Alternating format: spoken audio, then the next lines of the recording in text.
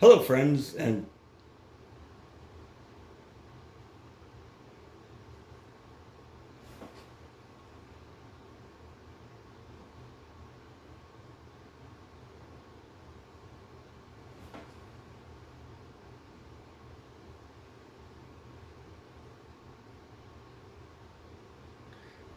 there we go. That's better. Sorry about that, technical difficulties. Hello, friends, and welcome to Escaping the Mouse with your host, me, Breck Roll. All right, today is going to be kind of another simple day around here. I think I'm going to flip the mattress on my bed. As a lot of you probably know, there's like a summer side and a winter side on it, and it's starting to get cold, so I'm going to flip it over to the winter side. I think what the difference is that the winter side probably has more insulation, helps keep you warmer at night, and the summer side is designed to help keep you cooler in the summer.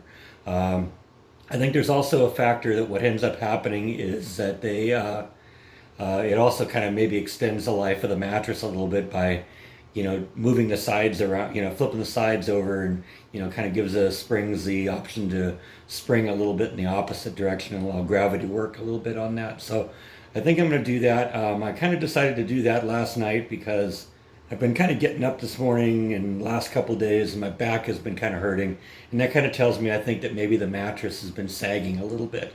So I'm hoping that flipping that over will help.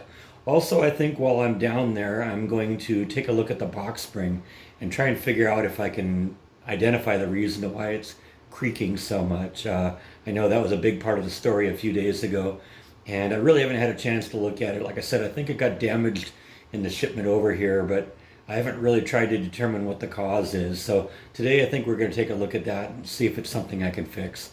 So let's get going. All right, so I've confirmed that the problem definitely is in the box spring because when I remove the mattress and just sat on the box spring continues to creak. And the problem is down here somewhere. This is kind of where the sound is coming from. This is kind of where the head of the bed is and the foot is up here on top.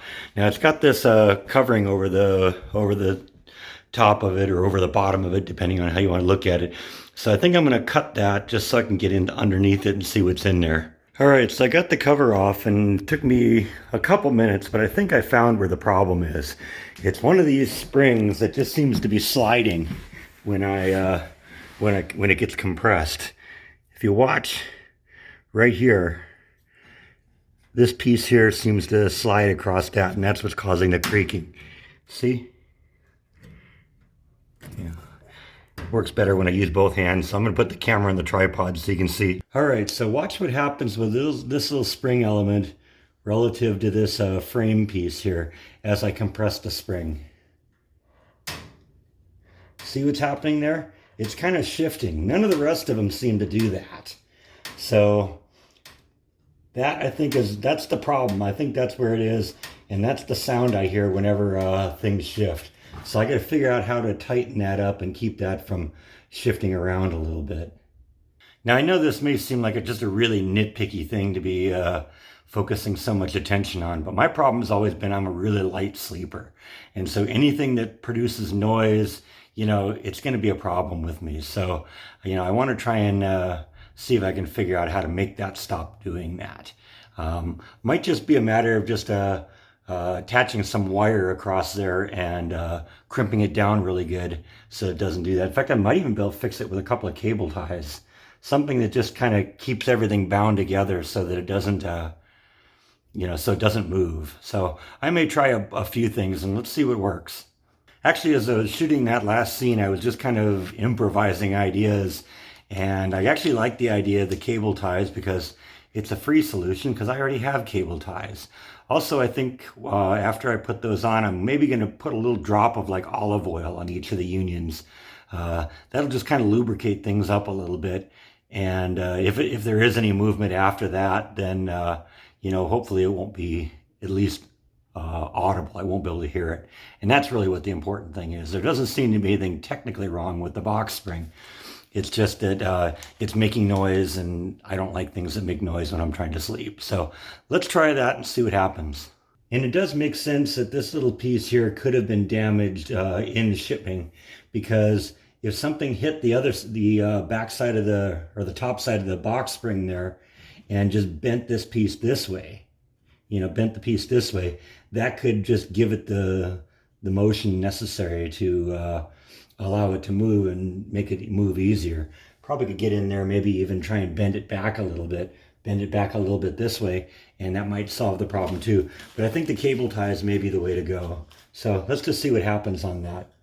And what I'm going to do is I'm just going to put the cable ties across the two pieces in kind of a crisscross pattern. So we'll put 4 cable ties on each one. So one going from this angle to this angle, and then we'll do another one going this way. And then we're going to do the same one on the other half.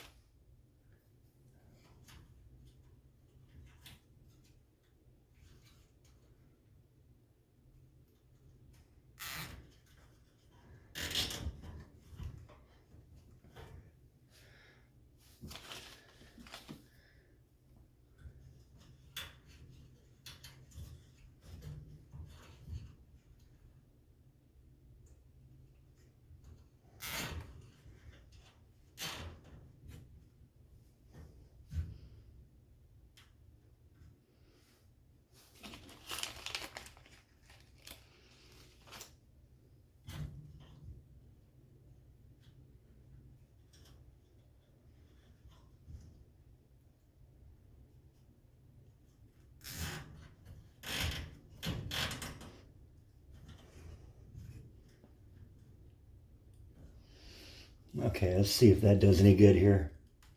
Yeah, see, no noise at all now on that. So I think I am still going to put like a little drop of olive oil on there just to kind of lubricate it so it doesn't move as much. But I think that may be the solution to our problem right there. All right, so what I got here is just a little, very small amount of olive oil I got from my cooking supply. And I'm just going to dispense a little bit of it on with a Q-tip. So I'm just going to get the Q-tip wet. I don't really want to put a whole lot on here just because I don't want to get like a grease spot on the bottom side of the box spring. But we're going to just kind of lubricate up the seam a little bit. Beauty is the cable ties will kind of hold everything in place too. So it'll kind of create like almost an enclosure or a little section in there, a little cavity inside there that will kind of keep the oil in the area. So I don't know, I think that's gonna, like I said, it doesn't creak anymore. That's definitely an improvement. So I don't know, let's see how that works. If not, we'll take it apart in a future vlog and try again. All right, so I'm just going to use a stapler just to kind of put this netting material back into place here. I'm going to put a couple of them in there because you know, if I have to take it apart again, I don't want to end up tearing everything up.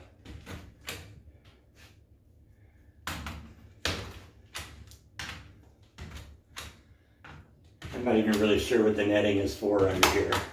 I would guess it would probably be in case you had like cats like I do, to keep them from crawling up inside of here, because I can totally see my cats doing that. But that's not a real threat in here because the truth is the cats don't have access to this room, so.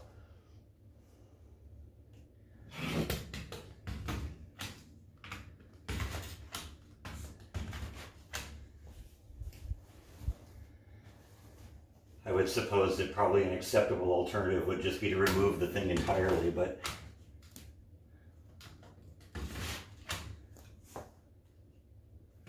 we're not going to do that this time. All right, so let's put this thing back together. Maybe we'll put a little bit here just for fun. And another staple here. Just to kind of hold it all together at least a little bit. So got everything back together now. I decided to take advantage of the fact that I had everything apart and run the sheets and bedspreads and pillow cushions and all that stuff through the washing machine because, you know, it's already taken apart anyway. And I have flipped the mattress back around now so that we have this side up for fall and winter because we are definitely in fall and winter. So I think I got a handle on that. Like I said, it may seem like a trivial matter, but when you're somebody that sleeps as lightly as I do, you know, rolling over in the middle of the night and hearing the bed go creak like that, just, you know, it doesn't help matters any. Now, ironically, it became a part of the story when I had my first of my 4 dreams. By the way, it's been 5 days now since I've had one of those, so perhaps talking about it was a good thing. So hopefully it's over. Hopefully there won't be any more. Every day that goes by is more hope for that. So, keeping my fingers crossed that I got that. So anyway, I think that is all that I have today.